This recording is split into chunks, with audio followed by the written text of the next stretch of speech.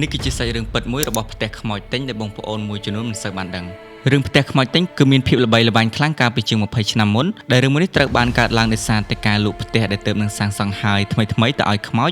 ក្នុងតម្លៃ15តម្លឹងមាសដែលស្មើនឹង$1,500ដែលបច្ចុប្បន្នកន្លែងមួយនេះបានក្លាយជាផ្ទះខ្មោចស័ក្តិសិទ្ធិរបស់អ្នកខេត្តកំពង់ឆ្នាំងនៅក្នុងវីដេអូមួយនេះខ្ញុំនឹងបង្ហាញបងប្អូននៅសាច់រឿងពិតមួយដែលនាំឲ្យគេសរសេររឿងនេះឡើងថាតើសាច់រឿងនេះត្រូវបានកើតឡើងដោយរបៀបណានិងអ្នកណាជាអ្នកសរសេរខ្សែភាពយន្តនេះឡើងមានស្ត្រីមេម៉ាយម្នាក់ឈ្មោះសំរិទ្ធលាន់ដែលមានប្តីជាយោធាបានស្លាប់ចោលអ្នកស្រីត្រូវមកទទួលអំណោយដោយការចែកដីធ្លីផ្ដល់ដោយក្រសួងមន្ទីរក្នុងស្រុកបរិបូរខេត្តកំពង់ឆ្នាំងអ្នកស្រីលាន់បានសង់ផ្ទះនេះឡើងក្នុងឆ្នាំ1993ក្រោយពេលសង់រួចអ្នកស្រីមិនបានធ្វើពិធីឡើងផ្ទះនោះទេព្រោះគ្មានញាតិស្គាល់នៅទីនេះនិងដោយផ្ទះនេះនៅឆ្ងាយដាច់ពីអ្នកភូមិផងអ្នកស្រីមិនហ៊ានដេកនៅក្នុងផ្ទះនេះនៅពេលយប់ឡើយគឺអ្នកស្រីមកសម្រាកលេងតែពេលព្រឹកនិងពេលថ្ងៃប៉ុណ្ណោះដោយការសុំក្មេងអ្នកភូមិ2ទៅ3នាក់ដើម្បីជាការកំដរអញ្ចឹងទៅក្រោយមកអ្នកស្រីបានដាក់លក់ក្នុងតម្លៃ15តម្លឹងមាសដែលស្មើនឹងប្រមាណ$1,500នាអត្រាប្តូរប្រាក់សម័យនោះអរគុណដល់ផលិតផលទឹកយិនសិនម៉ាក់អ៊ីសម្រាប់បងប្អូនមានបញ្ហាសុខភាពឧស្សាហ៍វិលមុខស្រវាំងភ្នែកនឿយហត់អស់កម្លាំងធ្វើការងារធ្ងន់ស្ពឹកស្រពន់អាចជ្រើសរើសទឹកយិនសិនម៉ាក់អ៊ីយកទៅប្រើប្រាស់បានឱកាសល្អពីក្រុមហ៊ុន Free សេវាដឹកជញ្ជូនបងប្អូន25ខេត្តក្រុងទំនាក់ទំនងទិញតាមរយៈ Page EE Black 9និង Telegram ខាងលើដែលមានការនិយាយលេងថា15តម្លឹងថ្លៃណាស់អ្នកណាគេទិញមានតែខ្មោចទិញ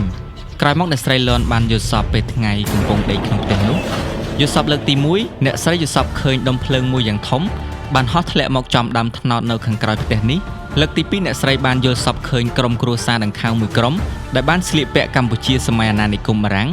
បានមកសុំទិញផ្ទះនេះក្នុងតម្លៃអ្នកស្រីដាក់លក់15តម្លឹងមាសនោះអ្នកស្រីក៏យល់ព្រមលុះព្រឹកឡើងអ្នកស្រីបានភ្ញាក់ឡើងមិនឃើញមានអ្វីកើតឡើងសោះក៏ធ្វើការធម្មតាដោយនឹកគិតថាវាគ្រាន់តែជារឿងយល់សប្តិប៉ុណ្ណោះលើកទី3អ្នកស្រីបានយល់សប្តិឃើញក្រុមគ្រួសារដង្ខៅម្ដងទៀតហើយដង្ខៅបានស្រែកកំហកមកថាយើងឲ្យហើយហេតុអ្វីឯងមិនចេញគាត់បានប្រកែកថាគាត់មិនឃើញមាសនោះទេដង្ខៅនោះបានប្រាប់ថាយើងចងវាទុកនៅខាងក្រោមជើងគ្រែឯងឃើញហើយចុះចេញទៅចុះអ្នកស្រីលាន់បានភ្ញាក់នឹងឃើញកញ្ចប់មាសពិតមែនតែអ្នកស្រីនៅតែពិបាកសម្រេចចិត្តចាក់ចេញពីព្រោះថាការទិញដូរត្រូវមានលិខិតស្នាមអ្នកស្រីបាននៅក្នុងផ្ទះនោះធម្មតាដេកតាមទម្លាប់ដេកលេងពេលថ្ងៃហើយអ្នកស្រីបានលងលក់ដល់ម៉ោង6ល្ងាចអ្វីដែលភ្ញាក់ផ្អើលនោះគឺអ្នកស្រីបានភ្ញាក់ដឹងខ្លួននៅលើវាលស្រែក្បែរផ្ទះនេះដោយក្តីភ័យខ្លាចរន្ធត់អ្នកស្រីបានរត់ចាក់ចេញហើយក៏បានប្រាប់ហេតុការណ៍នេះទៅកាន់អ្នកភូមិហើយចាប់ពីពេលនោះមកអ្នកស្រីលាន់មិនបានមកក្បែរផ្ទះនេះទៀតទេ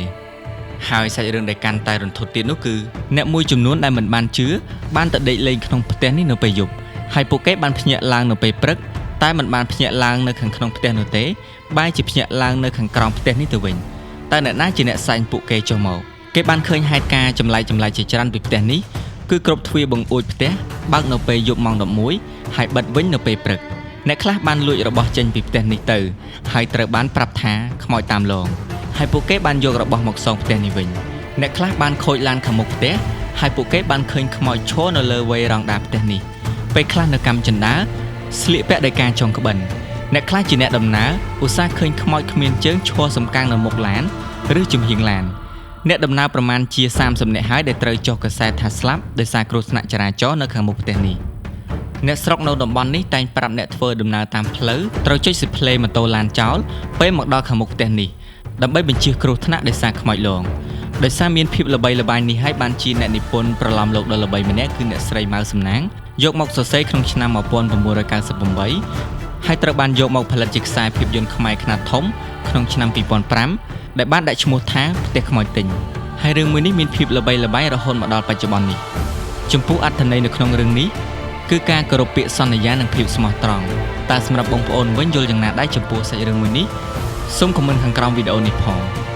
បច្ចុប្បន្នកន្លែងមួយនេះត្រូវបានក្លាយមកជាផ្ទះខ្មោចស័ក្តិសិទ្ធិដែលប្រជាពលរដ្ឋទូទៅធ្វើការគោរពបូជានៅកន្លែងមួយនោះទាំងនេះគឺជាសាច់រឿងខ្លះៗអំពីផ្ទះខ្មោចទិញ